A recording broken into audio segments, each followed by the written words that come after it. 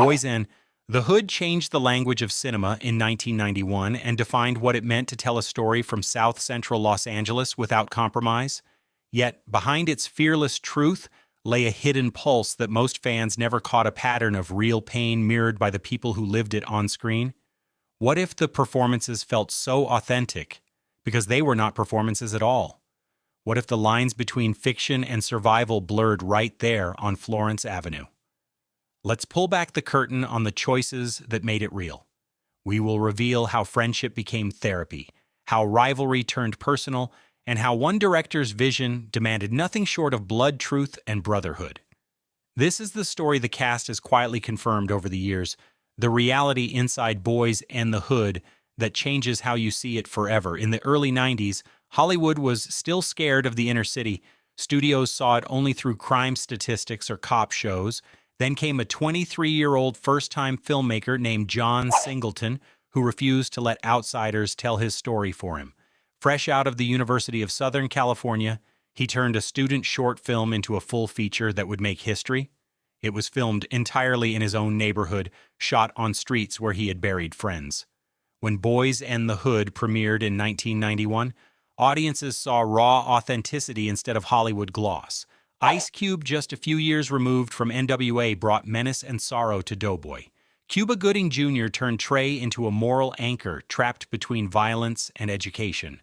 Morris Chestnut gave Ricky a quiet hope that hurt even more when it was ripped away. And Lawrence Fishburne played furious Styles as the father every broken block wished it had. What most viewers never knew was that many extras were real locals. Singleton refused to fake the atmosphere. He paid neighborhood teens to appear and told the cast to keep their guards up between takes. It wasn't set dressing, it was survival. Ice Cube walked onto set carrying both celebrity and danger. He was the face of a generation that mainstream America feared, but Singleton saw something deeper. He saw a writer trapped in his own armor, a poet who had learned to sound like a fighter to stay alive. So he told Ice Cube to drop the mask. Doughboy's pain wasn't anger for anger's sake, it was love twisted by hopelessness. Cuba Gooding Jr., meanwhile, had to prove he could stand next to that energy. He was clean-cut from a middle-class background raised around studios, not corners. Singleton forced him to hang out in South Central to feel the pressure of eyes watching him as an outsider. It broke his comfort zone, but gave Trey his unease, his constant awareness that any wrong look could end everything. The paradox was real personas cracking open under the weight of authenticity. Singleton wanted real tears, not actor tricks. When the cameras rolled on Ricky's death, the sobs from Doughboy and Trey weren't rehearsed, they were raw reactions captured in one take. Originally, the studio wanted a bigger name for furious Styles. They pushed for Denzel Washington or Wesley Snipes to boost box office. Singleton fought back, refusing to surrender his father figure to Hollywood polish. He argued that Lawrence Fishburne carried authority without fame, that audiences would believe him because he didn't seem like a movie star. Columbia Pictures resisted until Singleton threatened to walk. The moment they agreed, the film's heartbeat was set. Another silent battle unfolded over tone. Executives wanted more action, less talk. They saw early cuts and asked Singleton to speed it up. He refused. He said silence was part of the language of the streets. The long pauses, the slow walks, the air before the gunfire, these were what made violence terrifying instead of thrilling. That decision to let moments breathe turned Boyz and the Hood from genre film to cultural statement. Filming was tense. South Central was not a backlot. Crew members reported stray gunfire during night shoots. Ice Cube later said that while they were acting out a shooting, they could hear real shots blocks away. Singleton had arranged with local gangs for safety, but tension never left. Cuba Gooding Jr. nearly quit after one heated day when a car of locals circled the set shouting threats. Singleton pulled him aside and told him that fear was the point. "Use it," he said. "That's what Trey feels every time he steps outside." It became one of the film's most authentic performances, born directly from anxiety. Even the crew carried emotional scars. Assistant directors described crying during dailies because scenes reminded them of relatives lost. Boyz and the Hood didn't just depict trauma, it recreated it.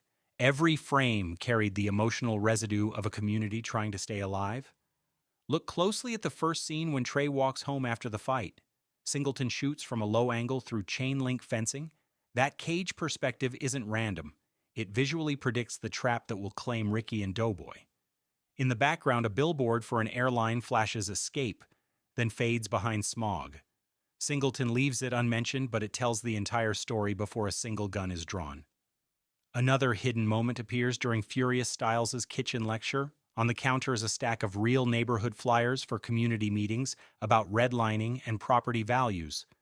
Singleton didn't prop them, they were real from his father's own activism. It transforms that monologue from screenplay to documentary. Even the soundtrack works as secret commentary. The quiet gospel chord under the final scene is pitched to the same note as the church organ from the opening credits, creating a circular prayer structure, a sonic loop of hope and loss. Hollywood didn't know how to handle this film. Test screenings divided executives. Some feared riots, others predicted awards. Marketing departments tried to sell it like an urban thriller with guns and cars on the poster. Singleton rebelled. He insisted the trailer show conversation, not chaos. He wanted the first words audiences heard to be about fatherhood, not violence. Inside the cast, the conflict was different. Ice Cube resented how critics used the film to stereotype rap culture while ignoring his writing craft. Cuba Gooding Jr. felt overshadowed by Ice Cube's mythic presence. Their tension was real, and Singleton used it deliberately. He kept them apart between takes, so their on-screen friction felt authentic. What could have broken the shoot became its strength. The studio fought again when ratings boards threatened an NC-17 cut over brief violence. Singleton refused edits. He said the Motion Picture Association feared honesty more than blood. Eventually, the R rating stood, but the battle left bruises. Here's the part that twists the knife. The very message of the film to stop cycles of revenge didn't protect its creator from tragedy. Less than a year after release, some of the real neighborhood kids who worked as extras were dead. Ice Cube said it haunted him that art hadn't saved them. Singleton himself became the youngest and first African-American nominated for Best Director at the Oscars, yet still struggled to fund future projects. The system celebrated him publicly while quietly sidelining him. The irony deepened decades later. Scenes that once shocked audiences became real news footage. The film had predicted America's moral amnesia, where outrage fades and cycles repeat. Boyz and the Hood warned of it, but few listened. And for the cast, that realism came with cost. Cuba Gooding Jr. said years later that he carried guilt for playing a survivor in a story where so many friends died. Ice Cube admitted that he never watched the film again because it felt like attending a funeral. Despite studio fears, Boyz n the Hood exploded into critical success. Released July 1991, it earned more than $50 million on a $6 million budget. It launched an entire subgenre of hood dramas from Menace II Society to Juice, yet none matched its raw intimacy. Critics called it an instant classic, a mirror held to America's neglected conscience. For the cast, it was life-changing. Ice Cube transformed from rapper to actor overnight, proving he could anchor drama with vulnerability. Cuba Gooding Jr.'s career ignited, eventually leading to his own Oscar years later. Lawrence Fishburne redefined Black fatherhood on screen, a template that would echo in countless films and television series. But the real breakthrough was cultural. For the first time in mainstream cinema, the young black male experience wasn't filtered through police or villains. It was told from within by its survivors. That shift in perspective altered Hollywood's visual language. You can trace the DNA of Boyz n the Hood through decades of film and music. Its visual grammar, long takes, static frames, sudden silence appears everywhere, from The Wire to Moonlight. Directors like Ryan Coogler and Ava DuVernay have cited Singleton as blueprint for telling personal truth against industrial pressure. Even hip-hop evolved with it. Tupac Shakur used quotes from the film in interviews to frame the emotional toll of the ghetto. Kendrick Lamar sampled its dialogue in his early tapes, treating it like scripture. In classrooms, it became required viewing not just for film students, but for sociology majors analyzing structural racism. Every generation finds new meaning. To some, it's history, to others, prophecy. The tragedy is that its relevance has never faded, which means its warnings still ring true. Boys and the Hood endures because it's not about gangs, it's about grief. It's about how love tries to exist in a system designed to kill it. It's about fathers trying to save sons through wisdom when the world rewards violence instead. That universal ache reaches beyond race or geography. The cast revealed over the years that what held them together was not the fame that followed, but the quiet mourning that connected them forever. They called it the bond of survivors. In every reunion and every anniversary interview, you can still see it, the unspoken knowledge that they lived through something bigger than a movie. When you watch it again, the film feels less like a crime story and more like an elegy for possibility. It doesn't shout, it endures. So as you revisit Boys and the Hood watch with fresh eyes, look past the legend and into the lived truth each actor carried. Ask yourself not what happened on screen, but why it still hurts to watch. Maybe because deep down we all know what Furious Styles was trying to teach, that intelligence is armor and empathy is survival. If this story still moves you, hit like and share what detail changed how you see it now, because that conversation keeps its heartbeat alive. When filming wrapped, the cast thought they were walking away from a movie. What they didn't realize was they were carrying ghosts. Every interview that followed reminded them of the lives lost and the truths they had dramatized. For Ice Cube, it was a mirror that never stopped reflecting. He once said that playing Doughboy forced him to confront his own survivor's guilt.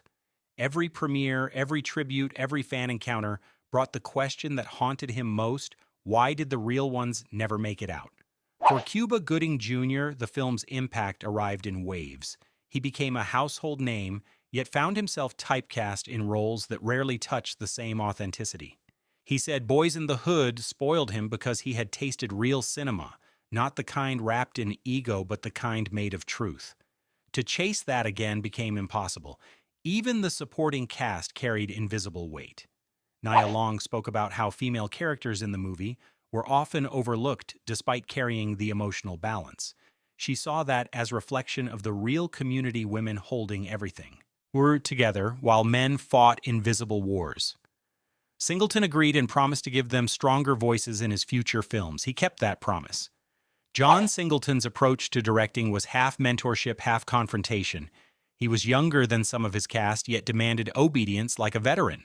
He talked to actors not about performance, but about purpose. He reminded them daily that they were representing real families who had never been seen with dignity. He kept photographs of his own neighborhood taped to his monitor so that no one forgot what the mission was. His style was unorthodox. He used long takes to force actors to stay present. He banned excessive coverage because he believed repetition dulled emotion. What you see on screen often came from first or second takes.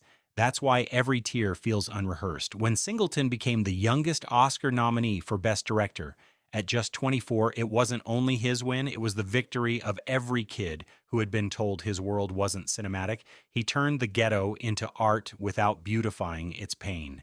Years later, he said that his greatest pride was not the nomination, but that gang members from his old block came to thank him for making them visible. Hollywood didn't change overnight, but Boys and the Hood cracked its walls. Studios realized there was a market for authenticity and started greenlighting more films from black filmmakers. Yet the industry's embrace was partial. Many of these stories were still expected to revolve around trauma. Singleton hated that pattern. He wanted variety, he wanted romance, comedies, adventures told from black perspectives. But after Boys and the Hood, he kept being offered gang scripts. Still, the influence was undeniable. Without this film, there might not have been a Friday or a Poetic Justice, or even a Straight Outta Compton. Each borrowed Singleton's template of personal storytelling, rooted in environment. Even camera movements, slow dolly-ins, wide street pans became part of a cinematic grammar of urban realism that persists today. And the actors used that foundation to break stereotypes. Ice Cube built a film career that balanced comedy and drama, proving that complexity sells. Lawrence Fishburne evolved into a mentor archetype across genres from action blockbusters to intimate dramas. Their longevity traces back to the honesty Singleton demanded. Time tested everyone connected to Boys and the Hood. John Singleton's sudden death in 2019 brought the cast back together under heavy skies. They spoke at memorials not about fame, but about friendship and loss. Morris Chestnut said that Singleton's voice still whispered every time he stepped onto a set, reminding him to be real, not perfect. The parallels between Singleton's passing and the film's themes were chilling. Just as Furious Styles warned about mortality and legacy, Singleton himself left before seeing how deep his impact would run. His final works, like Snowfall, carried echoes of Boyz in the Hood updated for a new generation. But the heart was the same, a plea for empathy in a system addicted to apathy. For many fans, watching Boyz in the Hood after his death felt different. It wasn't nostalgia anymore, it was testimony. Every line from Furious sounded like Singleton speaking from beyond the frame. The movie had turned into its own eulogy. Not everyone who contributed to Boyz and the Hood found the spotlight. Many local participants vanished into history. Some were non-actors playing versions of themselves, kids from Singleton's neighborhood trying to earn honest money for the summer. Years later, documentaries tracked down a few of them. Their lives mirrored the film's final montage. Some escaped, some didn't. One heartbreaking story involved a young extra who stood behind Ricky during a neighborhood scene. He was killed before the movie premiered. His family attended opening night wearing shirts with his photo. Singleton dedicated that screening to him privately. It remained one of the few gestures he never publicized. These buried stories reveal the film's true function.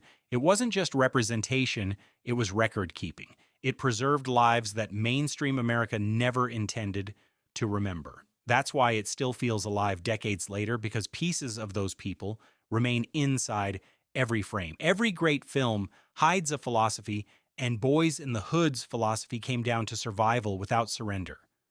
Furious Styles' monologues weren't lectures, they were blueprints. He spoke about self-ownership, education, land control. Singleton based that speech directly on his father's real activism in Los Angeles during the 70s. When Fishburne delivered it, the crew went silent. Some cried, even the sound guy forgot to hit record the first time, overwhelmed by emotion. Ice Cube said that scene changed his outlook on fatherhood. He had grown up without that guiding figure. Performing those words made him realize how much black masculinity had been reduced to defense instead of guidance. He vowed to raise his future sons differently. Later in life, he called that decision his personal redemption. Every rewatch reveals new lessons buried under gunfire. It's not about escaping the hood, it's about transforming it from within. That message keeps resurfacing in every movement for social justice that cites Boyz and the Hood as inspiration. After Boyz and the Hood, the cast became unofficial ambassadors for a new kind of storytelling. They visited schools, spoke at youth centers, and used their fame to promote literacy and film education. Singleton encouraged them to mentor upcoming artists. Out of that came a quiet revolution of black creators who saw cinema as activism, not entertainment. Television shows like The Chi and All American trace their lineage directly back to Singleton's blueprint. Even international directors cite it as influence, using it to explore marginalized communities, from Brazil's City of God to Britain's Top Boy. The grammar of truth travels. For audiences, the film provided language to articulate trauma. Its quotes became shorthand for lived experience. Either they don't know, don't show, or don't care about what's going on in the hood turned into a cultural refrain for neglect in every form, political and emotional. That one line continues to echo through generations who find themselves unseen. There's one subtle shot near the end that most viewers miss. As Trey walks away after avenging Ricky, he stops under a streetlight. The bulb flickers once and steadies. Singleton explained later that it symbolized hope's fragility, that light in that world was never permanent, it required constant maintenance. It wasn't symbolic accident he had electricians rig it to fail just once per take. That single flicker became metaphor for the entire legacy. The light of Boyz and the Hood never fully stabilizes because the world it reflects remains unstable. Yet it continues to shine precisely because of that instability. It's cinema as pulse flickering, but alive. When you realize this detail, you stop seeing it as tragedy and start seeing it as endurance. The flicker becomes prayer motion, becomes survival image, becomes inheritance. Decades later, new audiences discover Boyz and the Hood and feel the same knot in their chest. It isn't nostalgia, it's recognition. The film's emotional design bypasses intellect and goes straight to instinct. It captures the human reflex to protect loved ones and the despair when protection fails. The cast says that's why screenings never feel dated. The emotions are fresh because injustice never aged. Every generation inherits the same crossroads between revenge and restraint, between pride and preservation. Watching it is like hearing an old wound speak again. And that's why even the laughter moments, Trey's banter with Ricky the Backyard Barbecue, carry double-meaning joy on borrowed time. Singleton designed it that way so when the silence comes, it cuts deeper. The last frame of Boyz in the Hood holds longer than most realize. Doughboy walks away as the camera lingers on the horizon. Singleton kept it rolling for several extra seconds after Ice Cube stopped moving. In those unscripted beats, the sun dips behind smog and sound fades into faint city hum. That was the director's final statement: life goes on even when stories end. Critics called it poetic, but Singleton said it was documentary truth. The city never waits for morning. In that stillness, you feel everything the film has built toward the exhaustion, the acceptance, the fragile peace. It's not triumph, it's testimony. So when the credits roll, you're left with silence that feels alive, the kind that asks for reflection, not applause. That silence is Singleton's true legacy, the pause before change. Boyz and the Hood was never meant to comfort. It was meant to confront. It asks you to look at your own world and wonder where your version of the Hood exists and what you're doing to change it. Its cast revealed not only their pain, but their transformation. They proved that storytelling could be survival, that art could be a form of armor. As you watch it again, let the quiet moments speak louder than the gunshots.